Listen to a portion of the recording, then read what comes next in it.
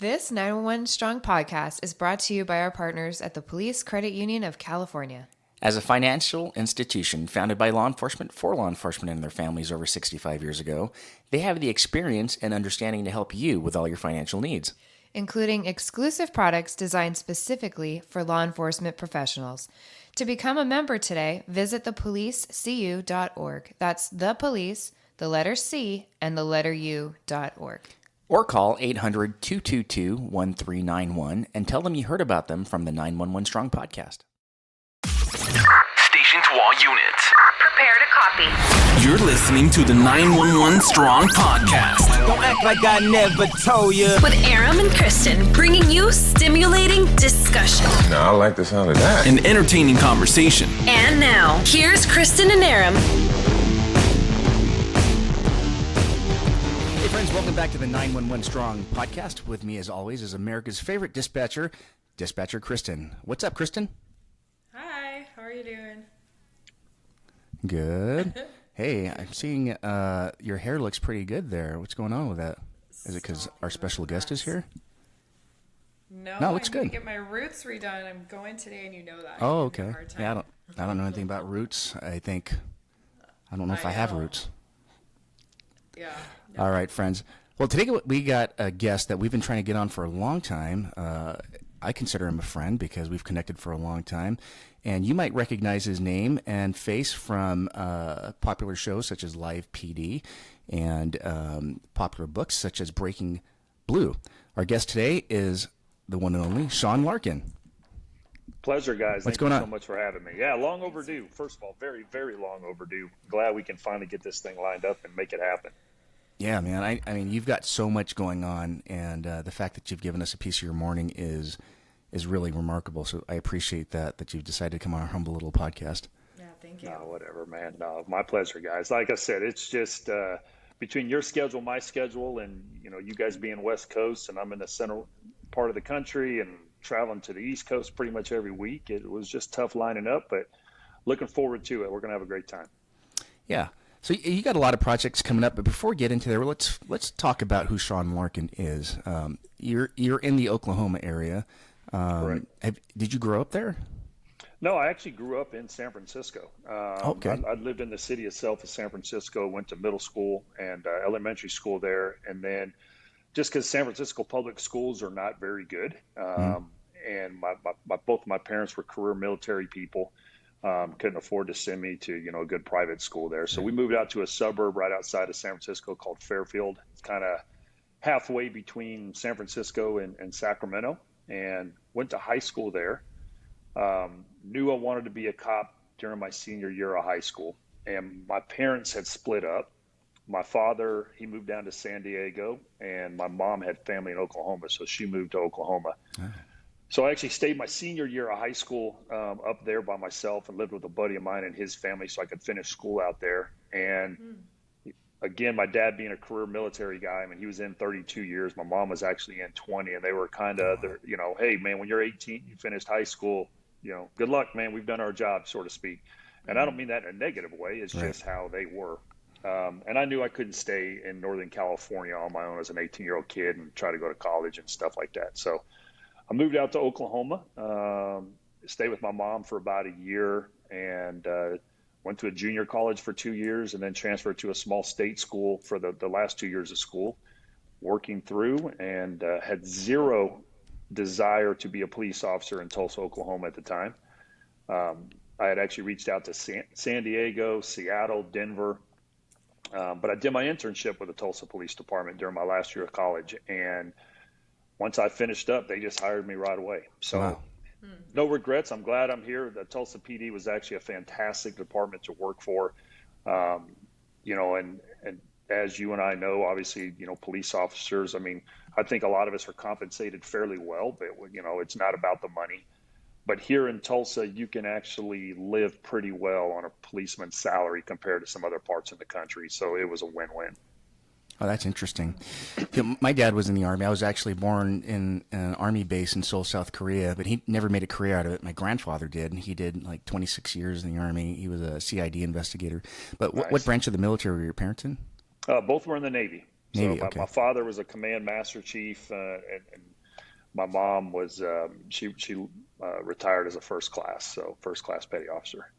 And they met each other in the Navy? They did, yeah. Met each other Okay. in the Navy. So at Great Lakes, my father's a few years older than my mom, but he happened to still be up there in Great Lakes, Illinois. My mom went through boot camp, and that's where they met. Wow. Hey, Yep. you wouldn't think that you'd have naval personnel in a lake, but I guess that's more like an ocean Yeah. out there, isn't it? I mean, yeah, they're great, and that's what's crazy. That's where the boot camp is for the Navy. Oh, wow. Is Illinois. So Yeah. it's everybody goes through boot camp there, and then they kind of, for their specialties, obviously, typically go out to somewhere on the coast. And Right. so, I mean, as a kid, we lived in. I was born in Portsmouth, Virginia, actually, and then we moved down to Gitmo, to Guantanamo Bay, Cuba. Lived there for a couple of years, and then back to Virginia, and then we went to the West Coast. And pretty much from, I think when I was from 7 on, I stayed right there in the Bay Area. Okay. And did you live in military housing, or was this off We base? did military housing my whole life up until we bought a house out in the suburbs. We lived right off of, there's an Air Force base out there called Travis Air Force Base Yeah. in the Fairfield area, and we bought a house back, 1987 probably, something like that. I'll be 50 this year, so it's about, that sounds about right. We bought a house out there and stayed there up through high school. That's awesome. No, it's crazy. My brother, he went into the Marines, and he was what they call MSG, Marine Corps Security Guard. And then he ended up getting a degree in like international studies, and then he did contract work over in Afghanistan, Iraq, and Somalia for years. My sister, she was in the Army for years. So I kind of joke about it that, our family, we don't know how to dress ourselves. We need a profession where they provide a uniform, and that's what we have to wear each day. But honestly, had I not gone into law enforcement, I very possibly would have gone the military route and probably try to go the medical field through the Okay. military. That's interesting. Did you have any like medical influence in your life, or is this something you're interested in? That's what my dad's MO was. I mean, he Okay. was a medical guy, and he was a medic in Vietnam, and like I said, he retired as a command master chief. He was over down in San Diego over the medical school there called Balboa Medical School, and so forth. So it was just my whole life. That's just what he was involved in, that I grew up Right. around. Okay. We lost your That's partner, man. Yeah, she comes and goes whenever she wants. You got to pay that internet bill. Technology is hard for some people. I don't know. We'll wait for it to pop back up. But while we're waiting, did you play sports when you were in school? I don't know. I lived in military housing, but I was like 3 years old when my dad discharged.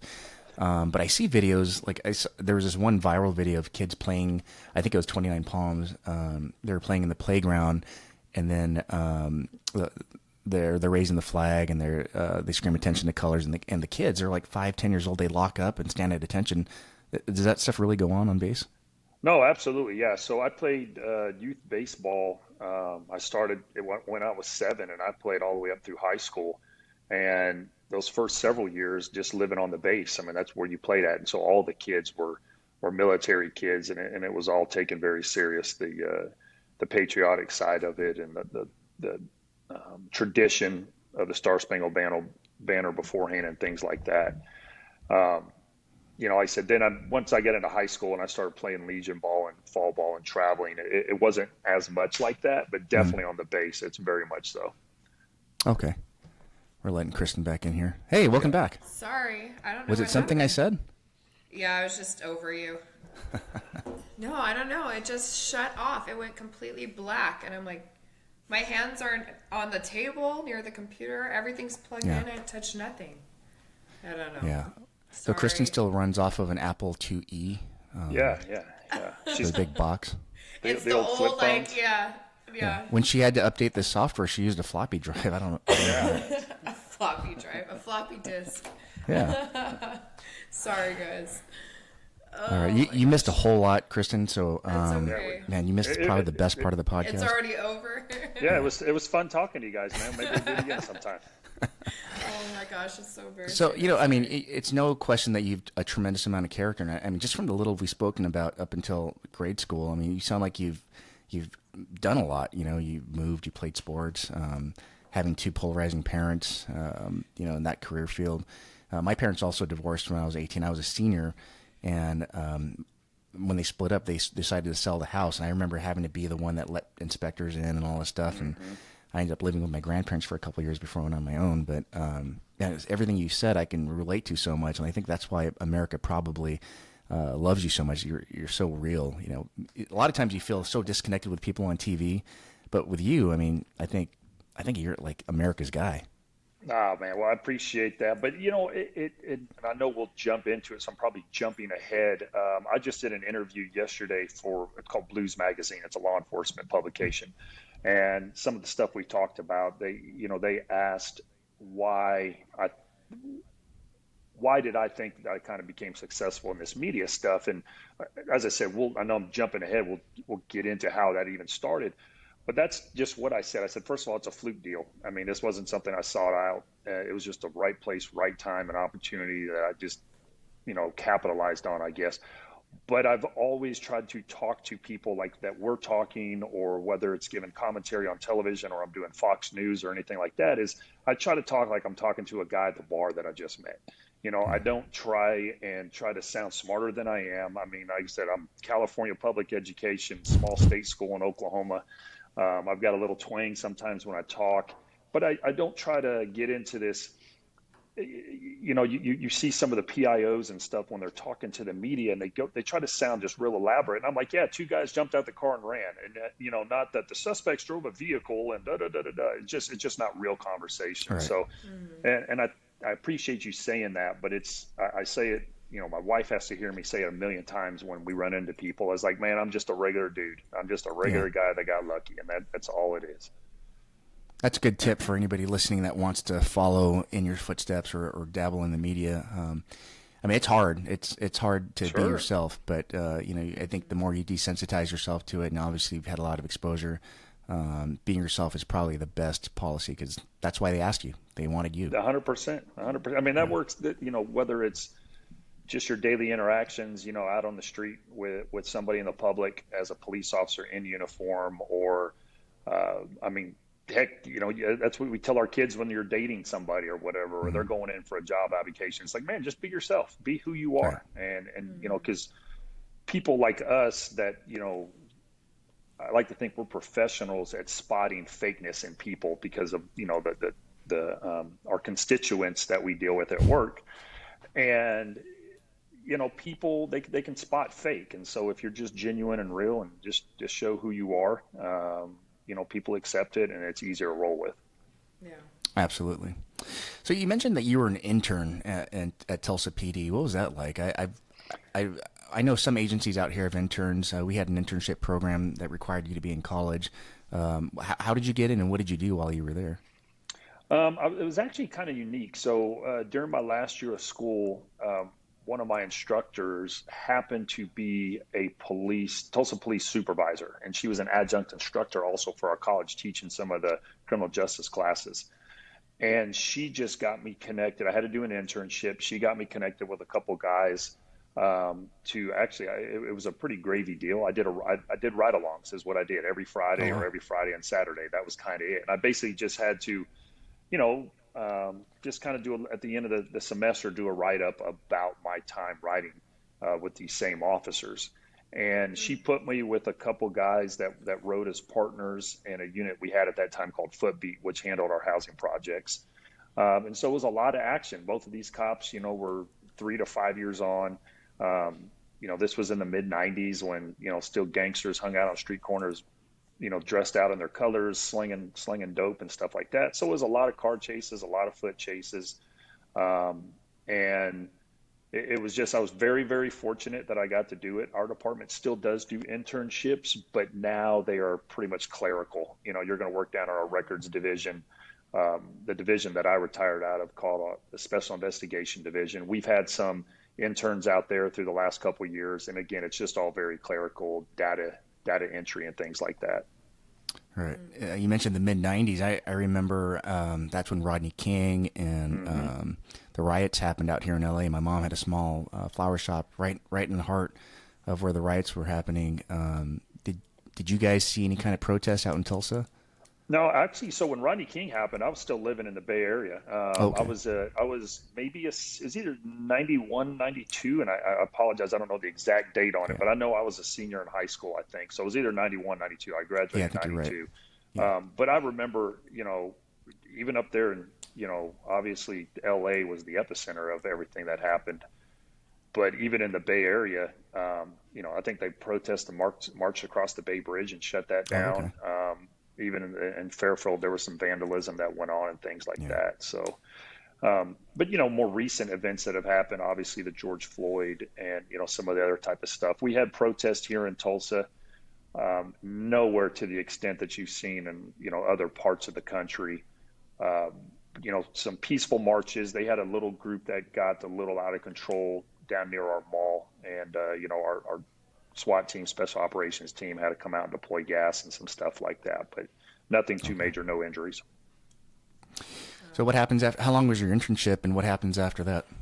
Internship was 1 semester, and at the time I was working for Anheuser-Busch. I was driving a beer truck for Budweiser, which is the greatest job you can have when you're 21 or 22 years old. I'll tell you that. Everybody loves the beer guy. But so I was working. I was going to school in the evening, doing my internship, writing on the like I said, on a Friday or Saturday night, and I had to be to work at 5:30 in the morning, Monday through Friday, and I was an alternate actually for my police academy. I didn't get in, and somebody else ended up backing out or something like that, so I ended up getting a call. Started the academy in January of '97, and then I think. Our academy is 6 months in length in the academy. We put on our own academy here in Tulsa. We've actually got a fantastic training facility that a lot of places in the Midwest come and use. And then you do the typical 4 months of field training when you're with actually 3 different field training officers. The first one for 6 weeks, next one for 4, next one for 4. Then you go back to your original for your final 2. And then you kind of get cut loose on the streets. So, and within that first year, you can be let go for any reason, and after that, then you're kind of covered by the contract and all that type of stuff. But Aram, one thing I'll say is, I'm familiar with LA, how things work out there as far as academies and stuff like that. But being part of these television shows and getting to talk to law enforcement across the country, or covering other departments, I'm blown away how different it is across the country. That some people get hired and they literally are carrying a gun for an agency without even going to a police academy yet. In places. Oh, wow. And it just floors me. Like, I just can't wrap my head around it. A 21-year-old kid that's got a gun on his hip out rolling around, who hasn't even been to it. I want to say Florida, maybe South Carolina, like they have to send him to an academy within that year. And it just backwards to me. I've never heard anything like that. Yeah, you're absolutely right. When I first started at my current agency, I would hear stories of some of the guys that were getting ready to retire. So let's see, if I started there in the early 2000s, they had to start in the 70s and stuff, and they were telling me stories where you got hired, you got sworn in, here's your badge and your gun, and we'll eventually send you to the academy and stuff. Yeah. And the other caveat to that is, if you show up one day and your name's not on the in-service or the roster, that means you don't have a job anymore either. So things were a little backwards back then, but things evolved for a reason. We're unionized out here, and being in California, you might hear a lot of opinions about how politics and stuff are out here, and a lot of them are accurate. But the one thing I will say about the benefit of being unionized out here is our pay and benefits are really good, which you think would be the absolute opposite, right, for police officers, because we don't have the biggest fans in the state, but at the same time, the state does take care of us. No, that's exactly it here. We've got our FOP, here both at the city of Tulsa and the state level does a very, very good job. And I mean, we could probably do a whole nother podcast. Like I said, everybody, I think, in any profession would like to make more money. But, if you're a 25, 26-year-old cop and you're making a decent salary, don't go out and buy the brand new $75,000 truck and then buy a boat. And, you got to live within your means. And it takes time. But, like I said, with overtime, stuff like that, man, you can make a decent living. And, all the guys in my squad, everybody's got great houses, and, their kids are well taken care of. Nobody's starving. But again, you go to like New York City, man, a rookie cop in Tulsa makes more than a rookie cop in New York. And that's a fact. Right. And it's just like the cost of living out there is astronomical. So just it varies from part of the country. Like you said, you guys can do fine out there, and us as well here. And I've spoken to some deputies in other parts of the country that are making, like $29,000 a year, and so Yeah. it's tough. Yeah, it's funny. You mentioned New York, just right across if you go right across the port, in New Jersey, they're making great money out there. And, I don't know what it's going to take in states like that to get on board. I'm looking at my patch wall right now, and I'm looking at Georgia. They can't even unionize in Georgia. And if they do, it's criminal. So, yeah, it's a conversation for another day, and you're absolutely right. We could do a whole podcast on that, and that gives me an idea. I'll have to write that down. There you go. All right. All right, let's go back to Sean Larkin's journey. So you're a rookie cop now. You're out of the academy. Actually, let's go back to the academy. What is the academy like for you? Do you guys have big classes since Tulsa runs their own academy? Do participating agencies come in, or it's just all Tulsa guys? It's all Tulsa. Every academy we run is all Tulsa. So here in the state of Oklahoma City is our largest city. Tulsa is the second largest.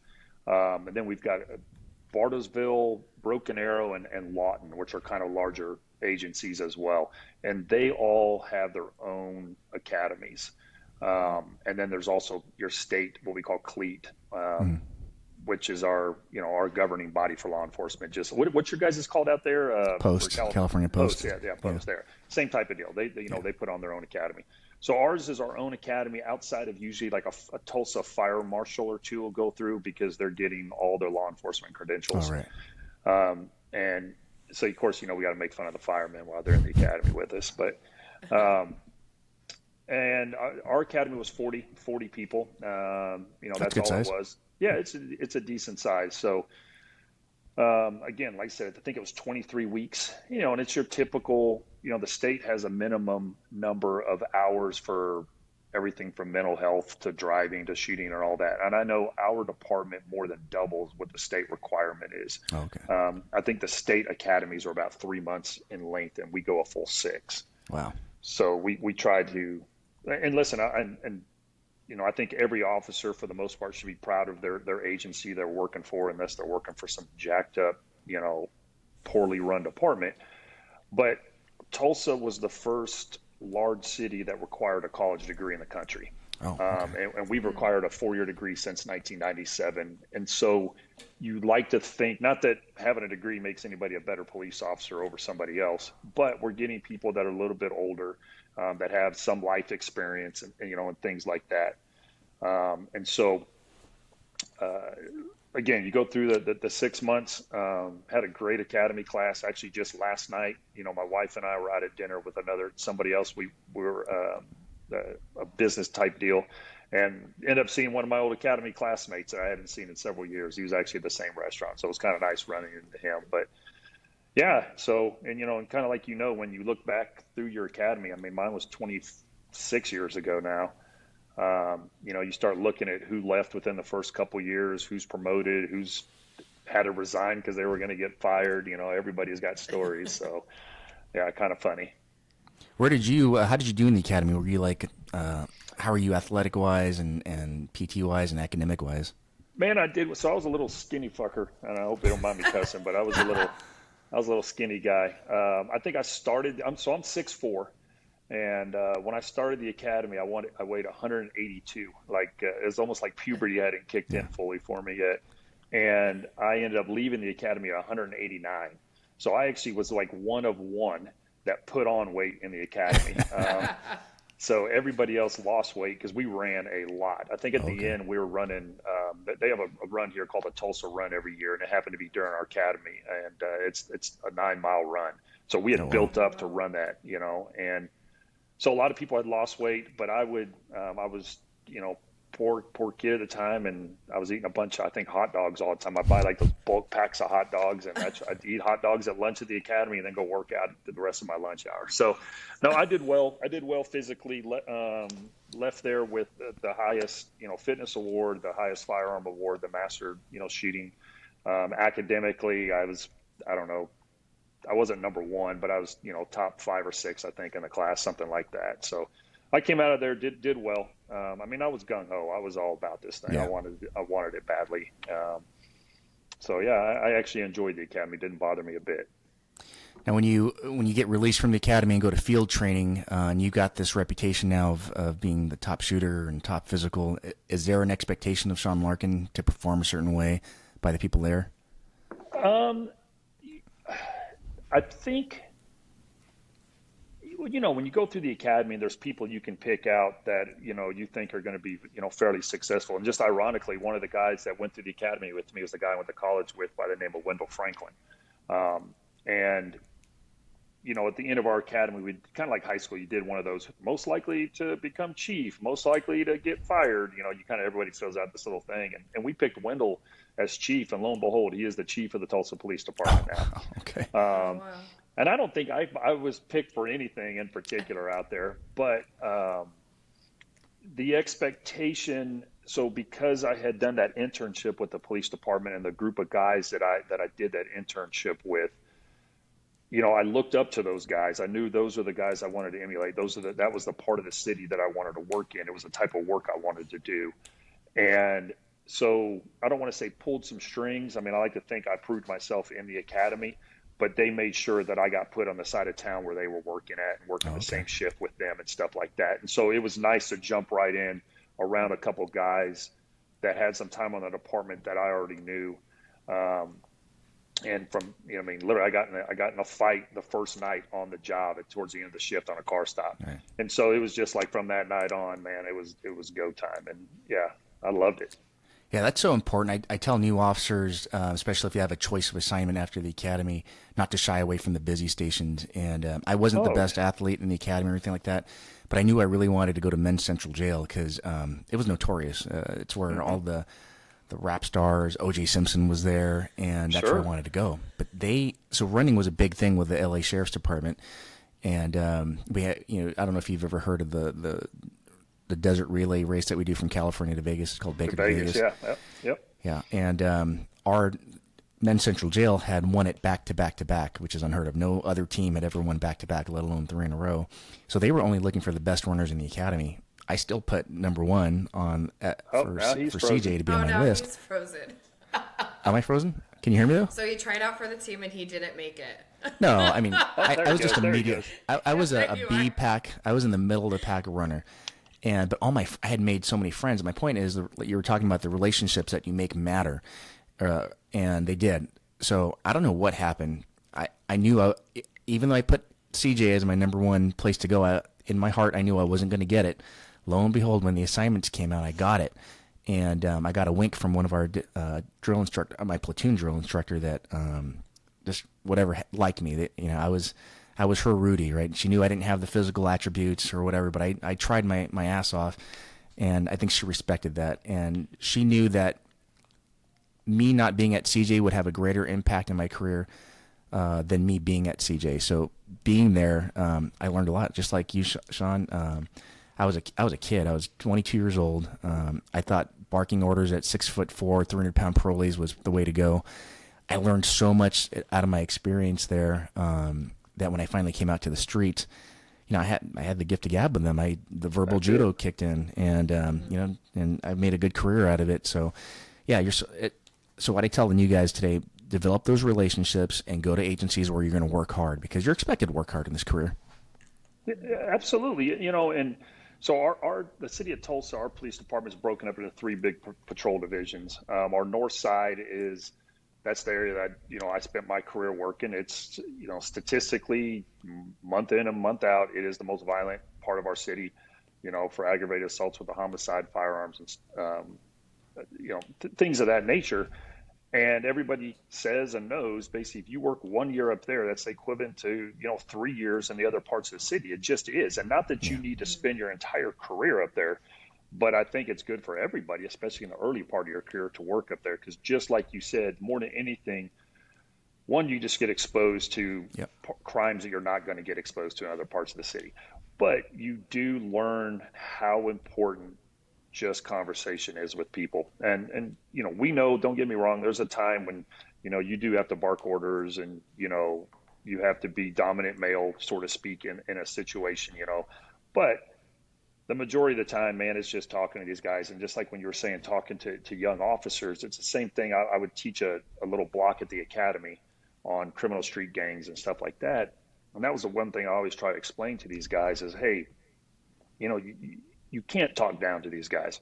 Like a lot of the officers are from some of the rural parts of Oklahoma or the Midwest and are coming to work here. And they've never been around street gangsters before whose, brother's a gangster. Every guy their mom's ever dated is a gangster. Their older brother's dead or in jail. It's just normal life to them. And so you can't go to these guys and be like, hey man, you're 19 years old. Why aren't you in college? It's like, it's so foreign. It's just a whole different world. And you just have to learn how to relate and talk to these guys. And it will get you so much further on any investigation and just throughout your career. Absolutely. Yeah, working at stations or precincts like that, I compare them to working in dog years. You're absolutely right. The 100%. level, yeah. So let's talk about the gang stuff. When I first was exposed to Sean Larkin, it was an episode of Live PD. I think you were wearing what looked like, I think your uniform looked like a football jersey. Yeah. And I mean, I was really impressed with what I saw. You guys were ped checking a group of parolees or gangsters or something like that in the parking lot. And I just see, you say gun, and you wrapped up on a dude. You got your leg lock around him. You got his back, and you've got his hand controlled. And I think your partners are scrambling for the gun. But the entire time, what I noticed was, man, this guy's face is really calm. He knows what he's doing. He's super calm in the moment. Man, I hate to jump. I know we're skipping a lot between your rookie year and where you got to that unit, but we got to talk about that. Yeah. So that was during Live PD, and that wasn't me involved in that. That were two of the officers that worked for me, Justin Beal and another officer in the squad. Just like any specialty unit around the country, I mean, the guys that get picked to be in there, and again, this could be a whole nother podcast-ish, episode, so we can run a continuing series of things probably. But I'm trying to think how to word this thing. What's important for any line of work, but especially those type of units, it's finding the right people there. It's not trying to fill a quota or anything like that. It is getting the right people that know how to do this job and do it safely, especially in these type of positions. And I was very fortunate that I took over the gang unit in 2008 and made some changes in there when I came in as far as what our mission was, our goal was, how we were going to dress, all these type of things. And everybody that we brought into that unit believed in it and was involved in it. And so I've got a lot of, like that one guy you're referring to, Justin, very athletic guy, was drafted for pro baseball. I've got another guy. I've got three guys that played like college baseball in my squad, another guy that played college football. So I have a lot of athletic guys, but that are very sharp and they know how to speak to people. And, we both know, you hear guys that get on the radio in a foot chase and they are screaming and it just doesn't do any good.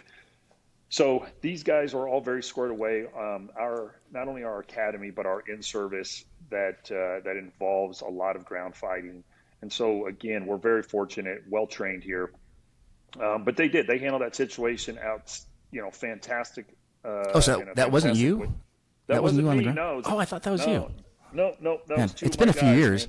Man. Yeah. No, it was a few years. But that guy, obviously 100% justified if they need using deadly force. They obviously could have. Yeah. And not to say, and I'm sure there's people that are like, man, why didn't you just, plug the guy?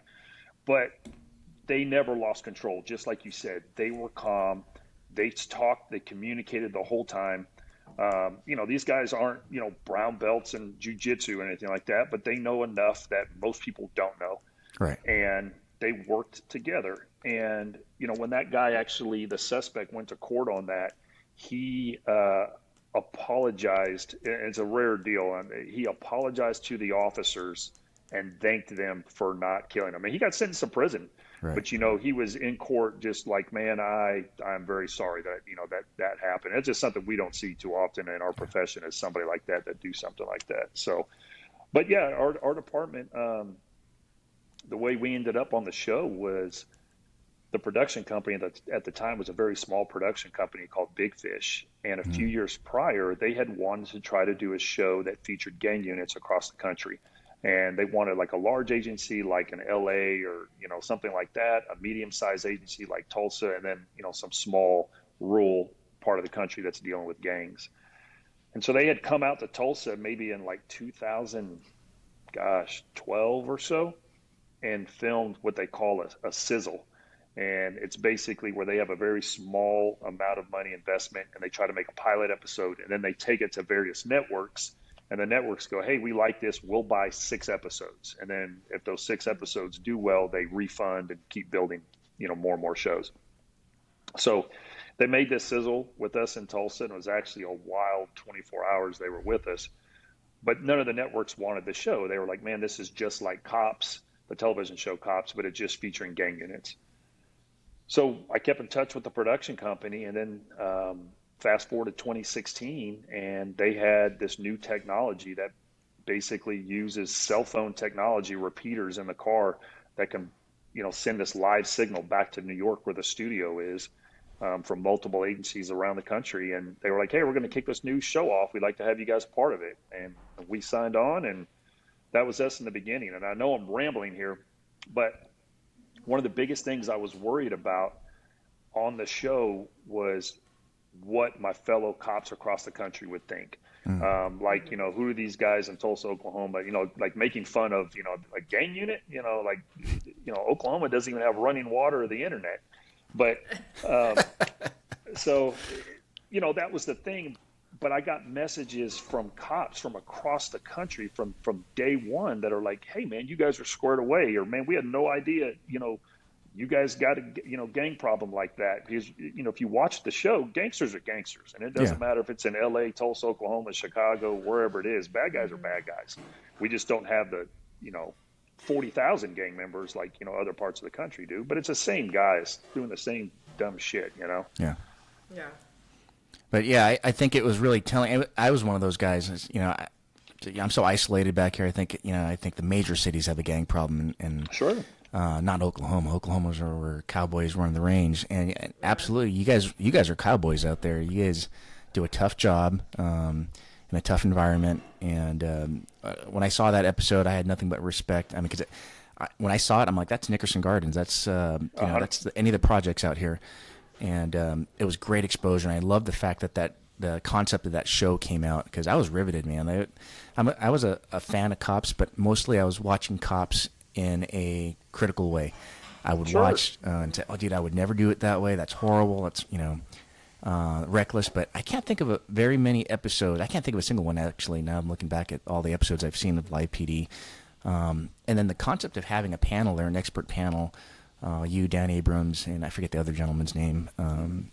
But you guys breaking it down, just kind of like watching a football game on Sunday mornings. You guys have a panel there, and everything you said was spot on. And I think a lot of that lent to your credibility and more to the legend of Sean Larkin, too. People just gravitate towards you. And anything you do, actually, I know you had a couple. When Live PD went away, we'll talk about that in a little bit. You had a couple projects come on, and it was instant credibility once you went on there, and Dan Abrams as well. I thought, man, whatever project Sean Larkin's in, I want to see. So, instant credibility. Have you subscribed to my OnlyFans?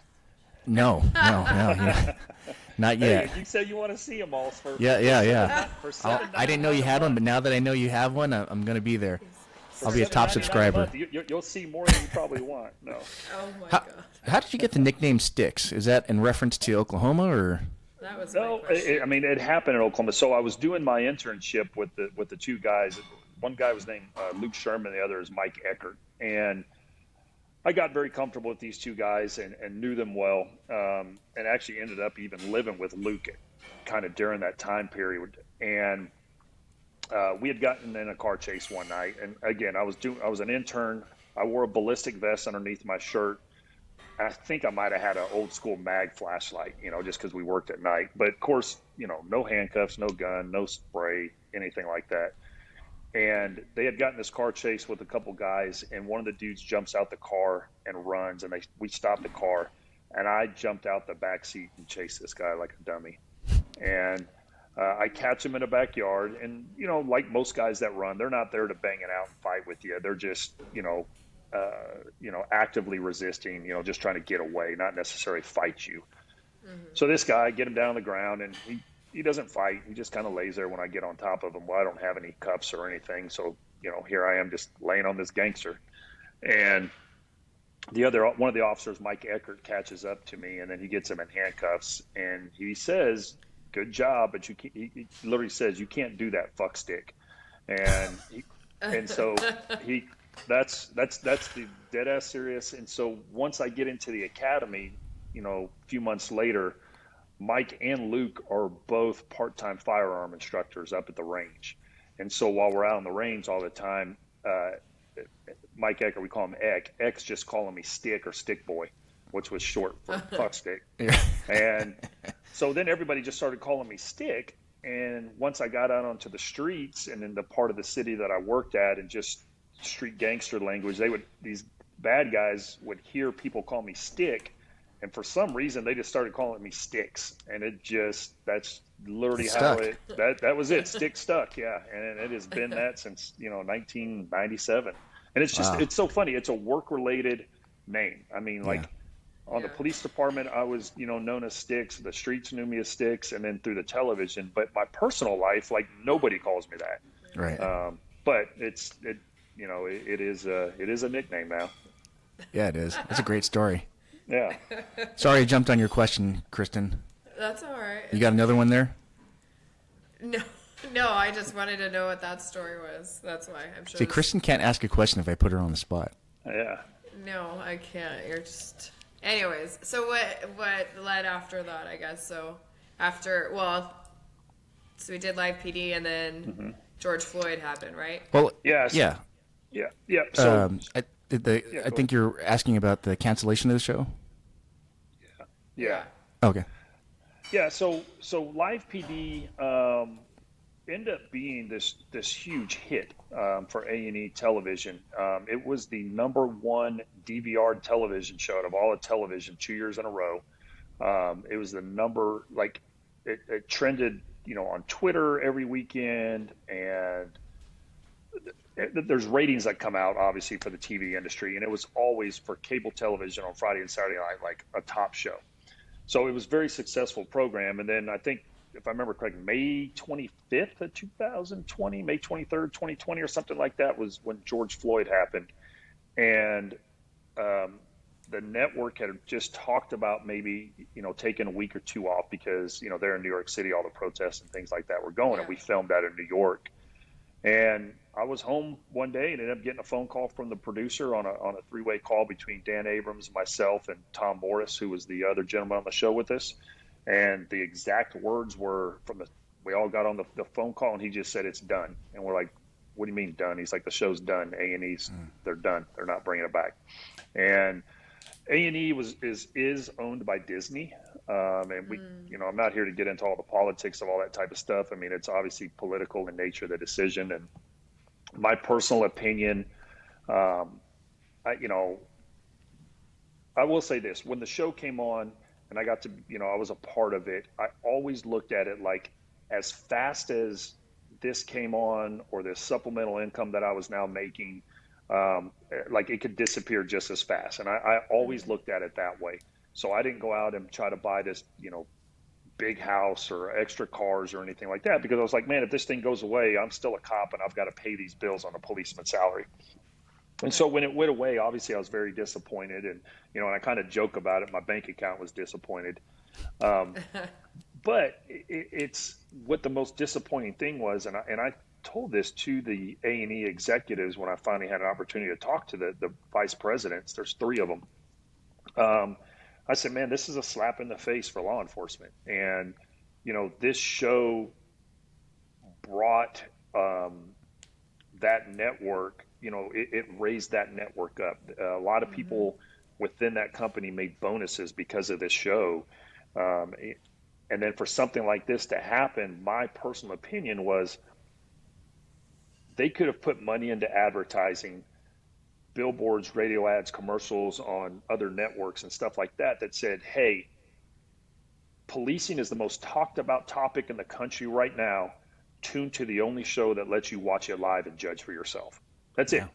You could have just left it like that, because we hear all the time that people, we want transparency. We need dash cams in cars back in the day. We need transparency. We need body cams. We want transparency. We want to see every officer involved shooting. We want transparency. People want transparency, or there's a group of people out there, they want transparency if it involves the police doing something wrong. That's it. They don't want transparency if it involves the full story on why police had to shoot a guy or why police had to do X, Y, or Z. And that's what this show showed. It's not there to be a cheerleader for policing. It's just to show, hey, this is the job. This is what the men and women that do this for a living across the country and various, departments, both big and small, municipal agencies, sheriff's departments, highway patrol. That's the idea of the show. It's not there to be a cheerleader for cops. It's just a show. This is what goes on. This is what's happening in this country. Yeah. Fast forward a little bit. Is A&E kicking themselves in the butt for making that decision, or? My personal opinion, they could never admit it, but they absolutely. They're when they got rid of the show, the fan base of that show, there is a loyal group of people that tune into that show. They boycotted A&E. A&E went from having, like I said, number 1, 2, or 3 show pretty much every Friday and Saturday on TV to, I remember for months, they didn't even have a show that showed up in the top. I think it lists the top 50, or like not even a single television show all day long. Right. And people just boycotted them. And so you fast forward up till now, and Reels, which is the channel that On Patrol Live is on now, they are a small, independently owned network. Cable network is just like Kristen owning her own network and just goes, hey, I've got the money. I want to put the show on the air. And kudos to Reels. And then vice versa. They went from being this very low tier, not very well known cable channel to shooting up the board. So it's been very successful for them. So what's the future of On Patrol Live? Is that stable and going? Yeah, it is. It is. So we're actually this upcoming weekend, and I'm not sure when you're going to air this, but here this weekend, July 28th and 9th, is the 100th episode for the show. Nice. So they run about 48 weeks a year, 2 episodes, brand new every Friday and Saturday. And I know right now the last what we call purchase, basically when they buy episodes, it goes all the way up through end of January of 2024. And again, if the ratings continue to do well, and listen, whether it's A&E or Reels or ESPN, they're businesses. They're in the business of making money. Right. And so I'm sure as long as they're still making money, they'll keep renewing it. Oh, that's awesome. I'm glad. I mean, when I see guys like you succeed and episodes and shows like this continue to succeed, it makes me feel good. It tells me that the people out there in America are still good people that want good shows like this. They are. And, like I said, the show isn't a rah-rah cheerleader for policing, but because of all the travels, that I do, both related to the show or personal, I always run into people everywhere that, are familiar with the show. And just even, when you're in uniform, people will come up to you, hey, thanks for what you do, or they'll try to buy your meal for you and your guys while you're sitting down, those type of things. But to be in plain clothes and still traveling through somewhere, and you have somebody that just comes up and just says the same thing, hey man, thanks for the job that you did, and stuff like that. It shows that despite the media coverage and, the social media messages and things like that, the vast majority of this country supports this job and this profession and respects the people that do it at every level, whether it's a dispatcher or, like I said, a guy out on the road. People do. And it's always nice to see. Yeah, that happens to Kristen all the time. People stop her and thank her for putting up with me. They know it's a tough job, tougher than law enforcement. And, she's just being humble. That's why she's not bragging. That's right. Yeah. It's more trying dealing with you than my callers, for sure.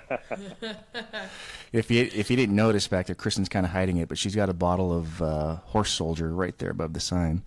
And I know you are. See it. Yeah, I think you are a whiskey connoisseur, aren't you? I am, man. If you want, I can take just carry this into my whiskey room if you guys want to peek. You got a whole room, huh? Oh, you want? My gosh. You ready? Yeah, let's do it. All right, here we go. So you're getting a It feels like an episode of live Sean Larkin right now. This is it. Right. This is Getting an insider's view. So stand by. Let's see if I turn some lights on. Got to walk to the other wing of the house. Yeah, it's. I'm trying to. I don't know how well we're going to be able to look here. Holy cow. That's like a I whiskey can tell store. there's a ton of bottles. My goodness. I'm trying to see how I can turn it and show it all, but it's. I don't know what all you guys Oh, can wow. still see. Wow, that's impressive. That's like a store, dude. Do they just Yeah. ship it to you? No, man, I or ma'am. Oh my gosh. No, Sorry. I got into it a few years ago, and I just went hard, man. I don't know how to explain it. So, yeah, I know what's exactly. crazy, just despite the collection that I have, I mean, I drink like maybe this much, like 4 nights a week. That's it. I'm not like Yeah. a big, and you're still walking through the house here, so I apologize. Yeah. So like even today, I went to hit the liquor store this morning and picked up but a buddy of mine that owns a liquor store, like this is from 1989, that his dad had, wow. who owned the original store, and he just found it, and he hooked me up and gave it to me. So it's just stuff like that, man. Yeah. I'm into collecting a lot of old ones right now. So I think I'm just like you. Nice. I would say 90% of the bottles in my collection are not open, and I buy them without sight unseen. Just it's an interesting bottle, I'll pick it up. yeah, no, I mean I do. Everything I open because whether it's bourbon or people that are into watches and stuff like that, there's a tremendous secondary market. You can make money like crazy. I don't do that. I've never looked at any of it as an investment. It's I'm very, very fortunate through people that I've met and my life now, I guess, how to word it. And so it's like I try to buy bottles that are really special. And Aram, you show up in Tulsa, Oklahoma, and I'm like, hey, man, we're going to pop open this, old ass, 1985 Pappy Van Winkle that I have, or old Rip Van Winkle, something like that. Right. And it's just like, you're never, and I don't mean it like in a negative way. They're special bottles for special occasions and people I want to share with. And, it's like, man, you or I may never see this bottle anywhere else again. So let's enjoy it together. It's stuff like that. And that's why I have it here. So when people come by and friends and stuff. That's awesome. I mean, Nice. you really do rally around whether it's campfires or a bottle. I mean, those are really good, special, memorable occasions, especially if it's a memorable bottle. So that's awesome. Yes, sir. Yeah. So you got a new project out on Fox Nation. Want to talk a little bit about that? Yeah. So, you talked about Dan Abrams earlier, and I'll come around to the Fox Nation here. But Ryan Seacrest, that guy, much like Aram, involved in everything, right? The guys are doing, 20 different projects. I mean, Ryan Seacrest is on everything. He's Right. producing stuff. He's on shows. He's doing radio. And I mean this, Dan Abrams is the same thing, but in the news world. So Dan, he does a live XM radio show 5 days a week. He does a primetime news show, 4 nights a week. He does the On Patrol Live now every Friday and Saturday night. He's got multiple books that are New York Times bestseller. He owns a production company. He owns, it's called the Law and Crime Network. He owns another big media law thing called Mediaite. He just recently bought a winery. So this guy is like just nonstop go, go, go. And the friendship he and I have, developed since I started working with him back in 2017 is very genuine. And that's one of the things I think is always shown on television is like, it's not fabricated. We are real friends, that it's easy to talk. But he has been behind my book. He was behind the podcast that I had called Cocktails and Cocktails, and his production company wanted to do this new show called Crime Cam 24/7. And so we pitched it to Fox Nation, the Fox News streaming service, and they were like, all right, let's take a look at it. And so we put some episodes together. They ended up getting on board, and we filmed 12 episodes to start, which are airing right now. And providing that the ratings do well, they will keep ordering more. And that's just that cycle that I kind of explained earlier. So, and this show, basically, it's what they call a clip show. It's taking incidents of crimes that are caught on surveillance cameras, police body cameras, cell phones. I mean, you name it, poll cams, anything like that. And I'm just the talking head explaining what's happened. And we try to give a conclusion to everything, what happened to the suspect, how the victim is doing. But one of the things that I like that we highlight are citizens that are, standing up for themselves, fighting back, not only for themselves, but they're seeing another victim of crime, and they're stepping up, and kind of each episode we've got something like that, which is what I consider a feel-good story to like, hey, man, we're not going to let these guys, run all over us, so to speak. That's awesome. I love that concept, and I think it encourages more citizen involvement too. That's awesome. So, any other projects that you can talk about that are in the works, or is that? Man, that's kind of the one right now. I've been doing a lot of Fox News media hits for them. So I think I'll continue to, kind of do some crime stories for them. I am stepping back a little bit right now from On Patrol Live. Because like I said, it's an every weekend show, and I fly out every Thursday and back every Sunday. Very, very fortunate. Love everybody I work with. The job is great. I am, you're paid well for it. But I got married a year and a half ago, and so since we've been married, we have been on the road week in and week out. And I turned 50 here in a couple months, and recently read a book that's called Die with Zero, and I think it's a great read. I have no connection to the author or anything like that, but it just talks about this balance in life between trying to bank all this money that you can have when you're, 60, 65 years old, sitting in a retirement deal and getting experiences throughout life. And it's like, man, what good does it do to have, we'll just make a number up, $1 million saved at age 65 when, you're too old to go do the backpacking trip you had always wanted to do, or, that type of stuff. So it's kind of just taking a pivot right now from, man, instead of grinding nonstop every single weekend, I'm going to cut back some and try to spend a little more time with family, friends, and doing some things I wanted to do. That's a great lesson, man, because I can see so many other people in your position wanting to just get more and more and more and let the momentum go. But, I mean, you were as real as it comes. So congratulations on your marriage. Yeah. Thank you, sir. Thank you.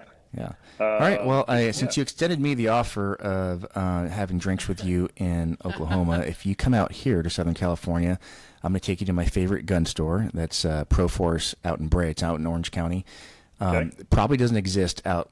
Stores like this probably don't exist, but you have to badge your way in. It's like kind of going to a speakeasy. It's very nondescript, but it's a huge warehouse, and the people that work there are veterans, military and police veterans. So it's not like going to Bass Pro Shop or Cabela's and talking to a guy that knows more about fishing than guns. These guys are so fired up about it. And for our listeners, I know we've been talking about ProForce for a long time because they're our sponsor. They just opened up an Instagram page. Kristen, correct me if I'm wrong, but their page is ProForce_Brea_store. Yeah. Okay. They just literally started this week, so yeah, give them a follow. They're getting on it. Their Instagram is new to them, so give them a follow. But I'm going to take you there because I have a great relationship with the owners over there and the store manager. So whatever guns you want to play with, it's a candy store, man. I think they'd be thrilled to have you out there. And on top of that, we'll pour some drinks. I got some special bottles for you. I'll bring the bottle, man. I'll bring a bottle. I'll bring a good bottle, too. All right. Well, I wish we had more than an hour because I think we could do 4 or 5 hours. 100%. But I'm a rambler, man. I get talking and I start running with it, so I apologize. Makes it easy. No, that's all. No, not at all. It was great. Yeah. We'd love to have you back and continue on some of the other topics that we cut short a little bit. But Kristen, do you have any other questions? No, I just apologize for my computer cutting out. I don't know what was going on. Why'd you bring that up again? I forgot about that. It's all Dang. good. I think your hair looks great, by the way. I think your hair looks great. You. So I do too, right? I mean, maybe it's a guy thing. Compared to Aram, right? I mean, it's fantastic. I've got this gray mop, you know what I mean? I went gray hella early, so look at that right there. Yeah. Now that's signature. All right. That's signature Sean Sticks Larkin. You know, I got to say, as a member still in law enforcement, I think I got the pulse of law enforcement still. I can't think of a better representative for people on national TV than Sean Sticks Larkin. You're not trying to be pompous. You're not trying. You're not fake. You're still very humble. Yeah, you're real. And I got to tell the people listening, I followed Sean on Instagram. I don't know. It's been a few years. A couple years, yeah. And I didn't even have as following as I did now. I don't know where my following was, but it certainly wasn't where I am now. And you followed me back, and I think that's a testament. I think we had a conversation about you trying to follow back as many cops as you can. And not a lot of people that have your notoriety would do that. So I mean, that's a testament to your character. Well, like I said, I'm gonna go back to what I said earlier, man. I'm just a regular dude. Just got lucky, and I know we got maybe a minute, and just as Chris was saying about being humble. I mean, I like to think that's my personality, and anyways, but getting into this, this deal, like I said, being on television, and I don't want to say a face of law enforcement, but a recognizable person from this, this profession. I always, again, just try to talk regular, be a regular guy. And I always knew, I'm like, man, I was very fortunate in a lot of good units. I've been in a couple of shootings, done all the cool stuff in police. And it was like, I knew that, I wasn't a fake at this. Like, there's guys that, you're just like, man, you never even, you need a GPS to even get to the jail. Guys that don't even know how to, you know what I mean? And it's just like, nope, there's nobody I knew that I worked with that could, say, man, this was bullshit or he's fake. And so I just try to always just be who I was, man. So that's advice for anybody doing this job or through social media, or somebody else finds himself in the same position, man. Just be who you are. Yeah. Absolutely. And no one's going to question your competence or credibility and tremendous amount of character. So thank you for that. If people who don't know you, hard to believe people don't know you, but if people don't know you're listening, where can they find you on social media? Man, so I'm on Instagram and Twitter at Sean, it's SEAN_C_Larkin. I'm not going to lie. I have something I've kind of learned through all this media stuff is I've kind of stepped back away from it. I never even have social media until the show started. Never even had it before. Still never had Facebook to this day. But, I periodically get on there. I'm not as active as I once was, but that's where they can find me. And occasionally maybe you'll see me pop a good bottle. So something like that. Awesome. Sounds good. Well, thanks for joining us today, Sean. Our guest today is Sean Larkin, and he's doing a tremendous amount of good for law enforcement's image on television and the internet. So we want to thank our guest today. And we want to thank you guys for listening to our humble little podcast. We know you guys can listen to anybody. So we thank you for bringing us into your homes, your drives, and into your offices. And if you guys share this episode with your friends, we surely appreciate it. And that does it for this episode, and we'll catch you guys next time. Take care, guys. Bye-bye. Thanks, guys. Thank you.